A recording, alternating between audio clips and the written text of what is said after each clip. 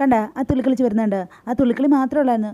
അതെ അമ്മ പറയും, അയ്യോ മോച്ചുണ്ടായിരുന്നു എല്ലാം ഓർത്തേനായിരുന്നെന്ന്. പക്ഷേ എന്നാലും ഒന്ന് ഓർക്കണ്ടേ, ഞാനും ഓർത്തില്ല കേട്ടോ, എന്നെയും കുറ്റമൊന്നും പറയേണ്ട ആരും.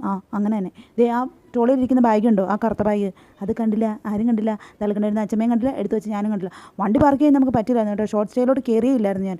അതുകൊണ്ട് കിട്ടിയ സമയത്ത് അമ്മമ്മയെ തപ്പിയെടുത്ത് ബാഗെല്ലാം പെറുക്കിയിട്ട് കയറി പോകുന്നപ്പോൾ വഴിയുടെ നടക്ക് വെച്ച് അമ്മമ്മ എന്നോട് ചോദിക്കുക, സ്വാമേ എൻ്റെ ഹാൻഡ് ബാഗ് കണ്ടോന്ന്, എവിടെ കണ്ടോന്ന്, ഞാനും കണ്ടില്ലെന്ന് പറഞ്ഞു.